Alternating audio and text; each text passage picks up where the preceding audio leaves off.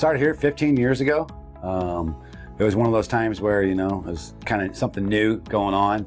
I had just lost my mom, so kind of, get out and get a job type deal. Came to Paulo, loved the family atmosphere. It was kind of, they pulled me right in, kind of, made me feel at home. And then Paulo came to me and said, "Hey, Shaun, how do you feel about a supervisor role?" And at that time I was, that's what I like to do. I like to help people. So, why not further my, my training and take a shot at it. And so I did that.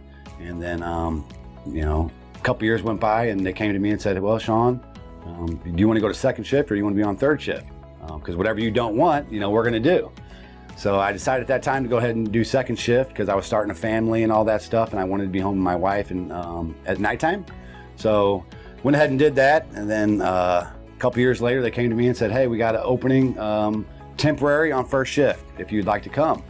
And I said, "Well, I'll tell you what, when I come, I don't think it's gonna be temporary. You're not gonna let me leave." And they said, "Well, it's just temporary, so let's just see how that goes." About 4 or 5 months later, they came to me and said, "Okay, you win. We're gonna go ahead and keep you on first." Perfect. So that's kind of how that went. And then just kept working my way up, going through Paulo trainings and all that kind of stuff. They gave me all the tools that I needed to succeed. And the opportunity came, the position I'm in now at production manager. Went ahead and filled out for it, got it.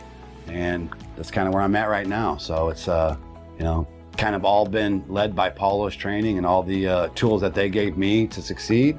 I didn't have none of this on the outside. They armed me with everything that I have. So I think one of the big things for me, it was the 75th anniversary.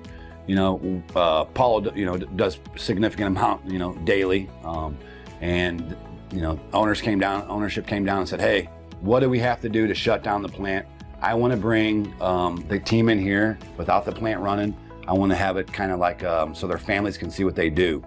And for them to sit there and say, "Hey, I don't want to make money today. We're going to step back and have a picnic and for all the workers out there," that spoke really highly to me. So that's one of the things that really sticks out to me. And then the other fond memories I have are the meat treat days. Okay. So meat treat days, it's kind of one of those things where you kind of got the plant and then you kind of got, the building up here, the office. And then when you have meat treat days, everybody's out there, they're having a good time. So that's one of the things that I really, really like. Put your nose down and just go to work. Don't listen to what other people are going to say. Make your own opinions based off what you see, and then just grind it out. That's all I did was I grinded it out. Paulo seeing that, hey, this guy's going to grind it out and be with us, and they gave me the tools that I needed.